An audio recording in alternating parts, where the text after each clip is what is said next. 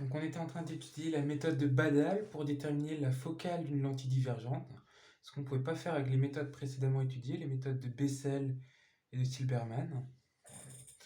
Donc pour rappel, la première situation, ça consistait à étudier un objet ponctuel, l'objet A par exemple, et former son image à travers une lentille L1, une lentille L2, en sachant que l'objet A est placé au foyer de la première lentille.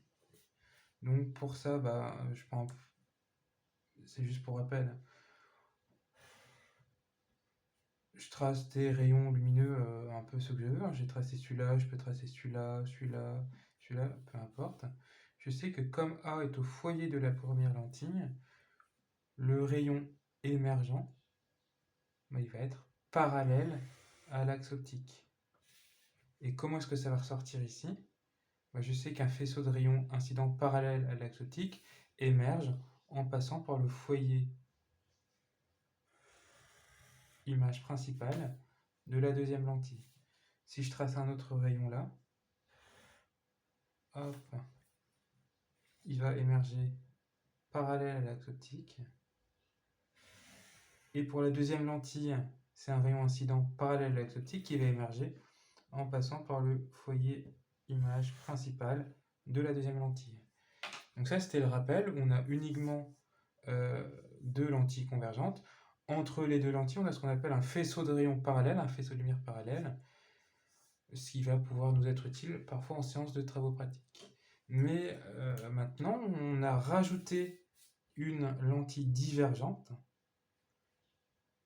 au foyer objet principal de la deuxième lentille. Donc c'est une lentille divergente ici. On appelle cette lentille L et elle est caractérisée par une distance focale f'. Donc une distance focale image, je rappelle que comme c'est une lentille divergente, je la place, le foyer principal image, avant la lentille f'. Je le place arbitrairement, j'ai pas d'information, c'est une distance focale à déterminer. Donc je place le foyer image principal avant la lentille, le foyer objet après la lentille de manière symétrique.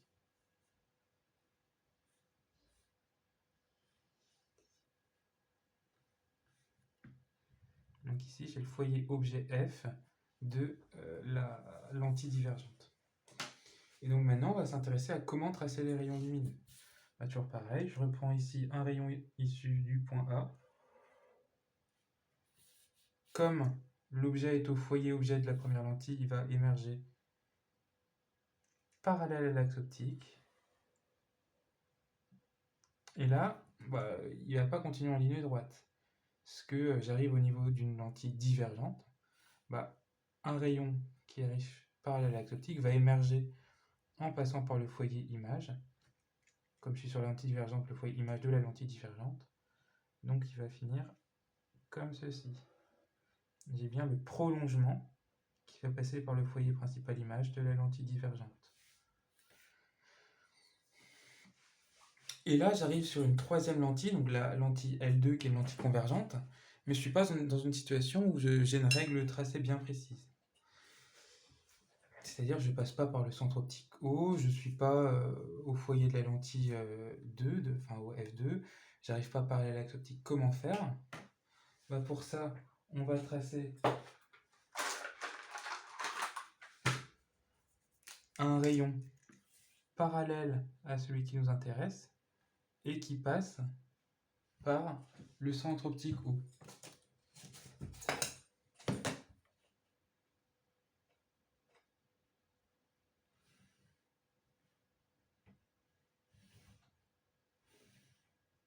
De la lentille convergente, numéro 2.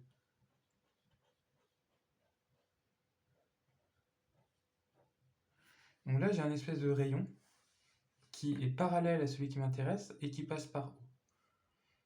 Donc ici, j'ai entre guillemets deux rayons parallèles entre eux, mais inclinés par rapport à l'axe optique. Et je sais, d'après les règles tracées et d'après le cours, que deux rayons inclinés par rapport à l'axe optique mais parallèles entre eux vont émerger au foyer dans le plan focal image de la lentille, en un foyer image secondaire. Donc ici, Mon foyer image de la deuxième lentille, il est là. Et donc je sais que les deux rayons vont émerger, vont se croiser ici.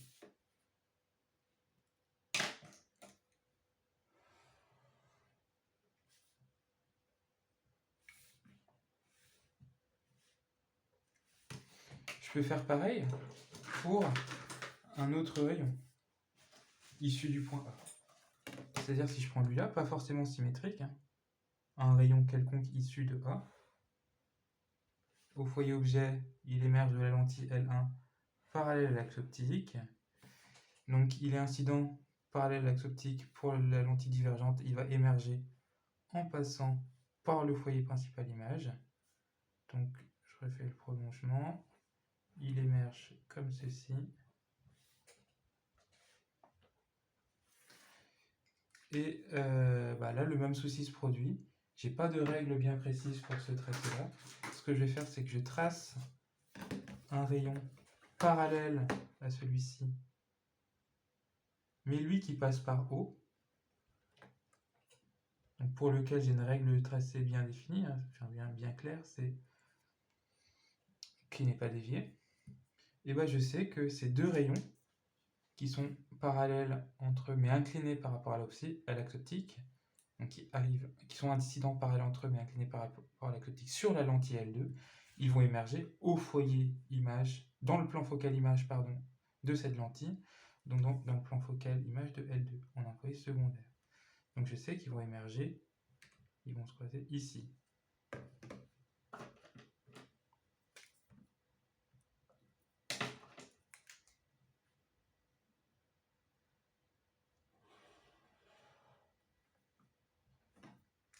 Et donc là, ce que j'observe, c'est...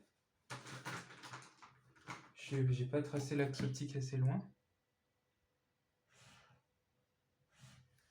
Mais j'ai une image A' du point objet A à travers ce système de 3 lentilles. Alors, je vous rappelle que quand on avait tracé le cas sans la divergente, on avait un point objet au foyer de la lentille L1, les rayons émergeaient parallèles, ils étaient incidents parallèles sur la lentille L2, donc ils émergeaient en F2'. Et donc en fait, le fait de rajouter la lentille divergente, ça a décalé l'image d'une certaine distance D, parce qu'avant elle se formait au foyer image de la lentille L2, maintenant elle se forme après.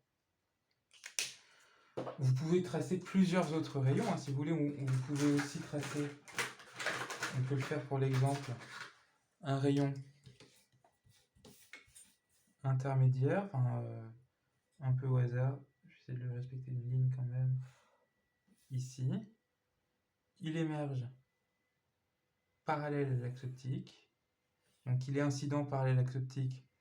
Sur la lentille divergente, il va émerger en passant par le foyer image de la lentille divergente.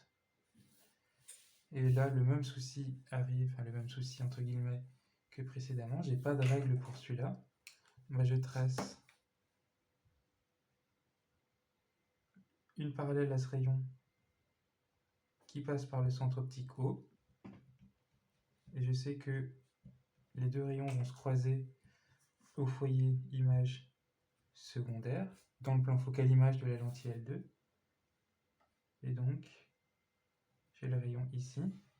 Et je vois bien que je coupe au même endroit. C'est-à-dire que l'image du point A est un point image A'. Là, on s'intéresse à un objet ponctuel. On aurait pu s'intéresser à un objet AB. On aurait refait des règles de tracé pour le point B et on aurait eu une image AB à la sortie du système de 3 lentilles. Donc voilà, en fait, en se ramenant tout le temps aux règles de tracé qu'on connaît bien, on peut toujours tracer l'image d'un objet à travers un système constitué de plusieurs lentilles. Il faut tout le temps se ramener aux 3 règles de tracé, aux définitions des foyers objets, images, secondaires, principaux, des plans focaux, images et objets. Voilà. Donc le but, c'était ensuite par les calculs, de relier ce décalage de l'image à la focale de la lentille divergente qui nous était inconnue. Donc ça, ce sera les calculs qu'on terminera en TD.